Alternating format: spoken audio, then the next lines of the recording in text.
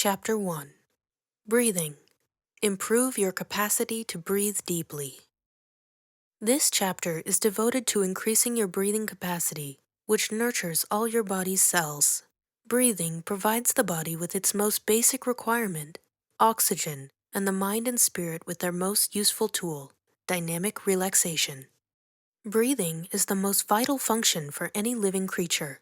Improving your breathing will automatically improve all your other body functions. That is why this chapter is so important. The emphasis we place on breathing may be surprising at first. It is easy to take for granted that if we are alive, we must be breathing. Through practicing the exercises outlined in this book, we soon discover that there are varying degrees of aliveness, and that a person who is barely breathing is, in fact, barely alive. A lack of sufficient oxygen weakens the body and slows down all of its functions, including brain function. It is easy to assume that if our bodies need more oxygen, they will automatically take in more. This is not always the case. Often, the body just adapts to a lesser amount of oxygen than it needs to enable it to function optimally. Many of us breathe just enough to survive, or to function minimally, but not enough to function well. There are many factors which may keep us from breathing sufficiently. The need for increasing our oxygen intake is a long-recognized fact. The idea of aerobic exercise was developed to meet this need. In aerobic exercise, we exert ourselves to make our heart and lungs work harder, forcing more oxygen into the lungs and bloodstream. People who do aerobics may think that doing aerobics for an hour a day means that they are breathing better all the time. That is not often the case. The body should enjoy a plentiful supply of oxygen all the time, not just when the muscles, heart, and lungs are working at their top capacity. For one thing, it would be exhausting to keep up that kind of pace. For another, aerobic exercise simply is not available to us all the time. For those who are city-bound, handicapped, or pressed for time and space, aerobic exercise is something of a luxury. We should make it a priority to have some kind of vigorous exercise, swimming, walking, dancing or running, and fitness, like weightlifting, as a part of our lives. The goal should be to provide the body with sufficient oxygen even in situations that are not ideal for breathing. Before running, a good, deep breath can help circulation. That is true for most of our daily activities, such as sitting for a long time. Also, our goal is to deepen our breathing through running or aerobics so that we don't run out of breath as easily as a result of these activities. In fact, most people benefit by learning how to relax during aerobic exercise so their breathing becomes even fuller. Insufficient breathing ultimately affects every cell in the body because every cell requires oxygen to function. Oxygen is carried to the cells by the flow of blood.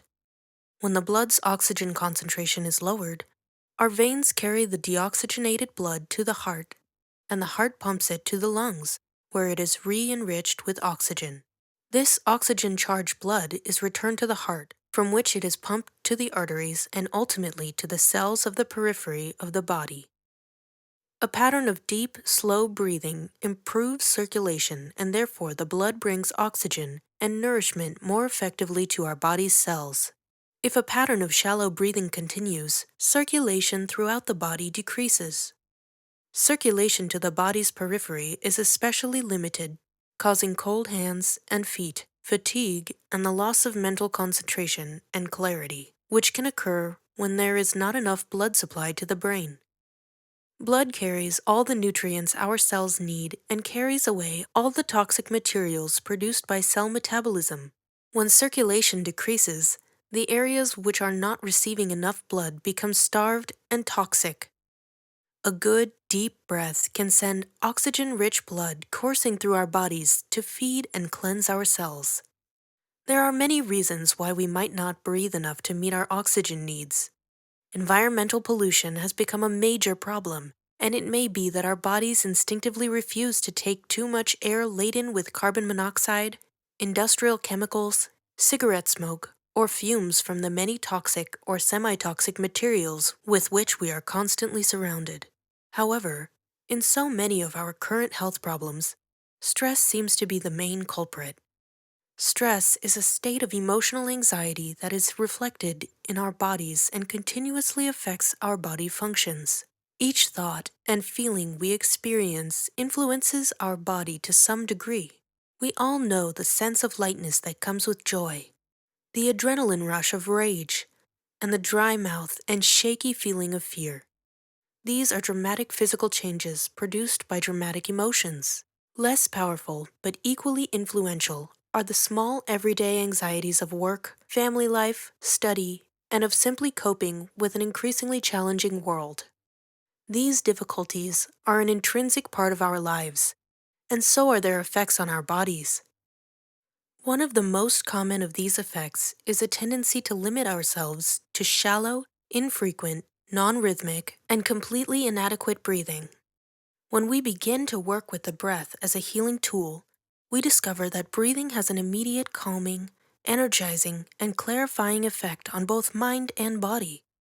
It is absolutely the most helpful thing we can do in any stressful situation.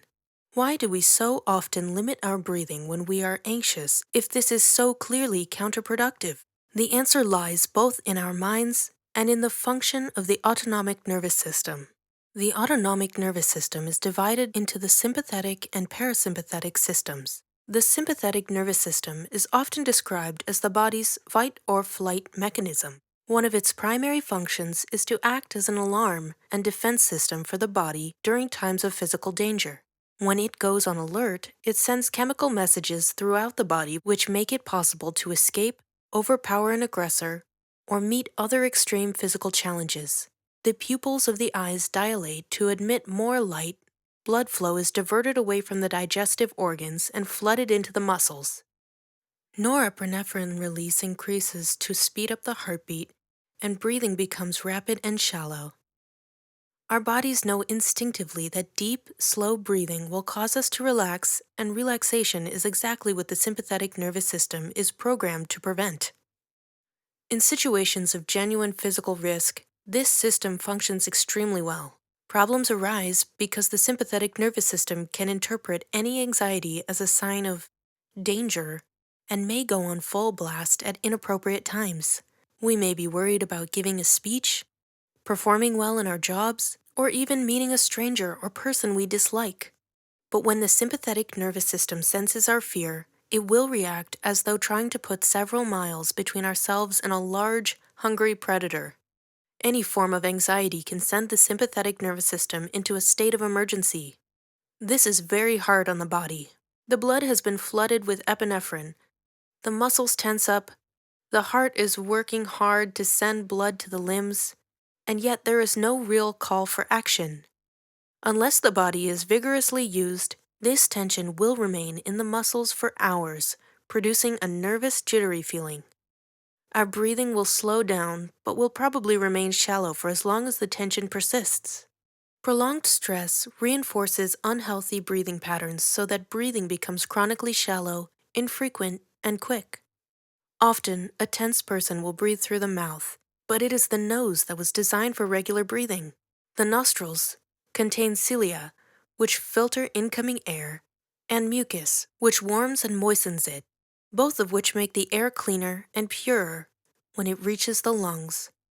However, breathing through the narrow nasal passages takes longer than breathing through the mouth. This is in fact a benefit because it allows more time for the oxygen to diffuse into the bloodstream. The problem is that a tense person in need of air will tend to automatically gulp it in through the mouth simply because it's quicker. Breath taken through the mouth feels like a full and satisfying breath, but it is not. Stressful breathing often consists of nervous little inhalations, never allowing for a full respiration and full oxygen carbon dioxide exchange. Slow breathing through the nose is what is required. That breathing helps respiration for all the cells of our bodies. A sigh of relief is a sure sign that tension has been causing us, unconsciously, to hold in our breath. And for how long? Exhalation is as vital as inhalation to healthy breathing. If our respiratory systems are not fully emptied of oxygen-deprived air, they cannot be completely filled with oxygen-rich air. The effects of insufficient breathing are far-reaching. In time, even the structure of the body may show the effects of poor breathing. Chronic, shallow breathing hampers the expansion of the chest and diaphragm. This constricts the muscles there and leads ultimately to the narrowing of the chest cavity, the rounding forward of the shoulders, and the distortion of the posture of the neck and upper back. It may not be obvious that a person's breathing problems have anything to do with breathing. Most people are not aware of how shallow their breathing is until they actually tried to breathe deeply. Our experience shows, however, that most problems, physical, emotional, or mental, are accompanied by anxiety, tension, and limited breathing. We have also found that the quickest and surest way to relax someone, to restore well-being and energy, and to get the self-healing process underway is to get that person breathing deeply. It is difficult to get a tense person, including ourselves, to breathe deeply just by saying, "Now breathe deeply." In fact, it may actually aggravate their tension by making them feel pressured to do something they can't. Someone with a long-time habit of shallow breathing has to unlearn this habit and consciously replace it with a new one. Of all the body functions we just naturally expect to be automatic, breathing is the first. The way we breathe, whether deep or shallow, is our most basic habit, and it may be hard for us to see that it can be changed. The only way to really know this is through experience. Taking charge of our breathing is a revolutionary idea, and it can produce equally revolutionary changes in our bodies. Learning to breathe fully is the most important thing we can ever do for our bodies, so it is necessary to approach it gradually, in stages. The best way to begin is by preparing our bodies to receive deep respiration. Hi everyone, this is Meir on a rainy, early Monday morning.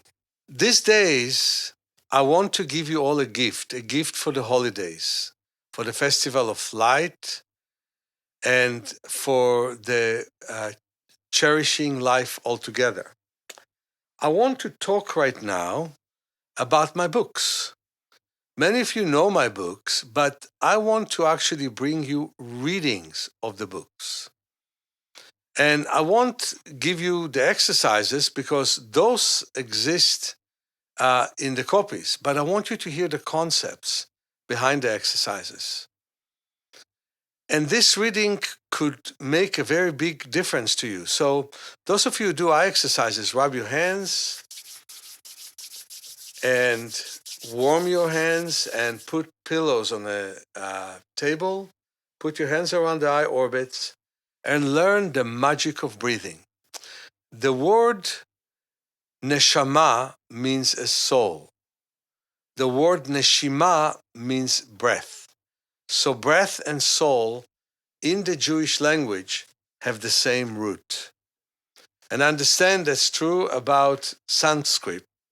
And truth of the matter is that the oxygen in our blood is so rich that it's richer 5 times of the oxygen which is in the air. Therefore, it is so important for us to learn different ways to breathe. One way is to make sure that we change temperature all the time. Another one is that we move, because movement leads to better breath. And so all of you who sit down and palm right now, start to put in your schedule time to move so you can breathe better. Listen to what my book says, and then please get my book and work with the different exercises that are meant for you to have better and longer life. Many blessings, Meir.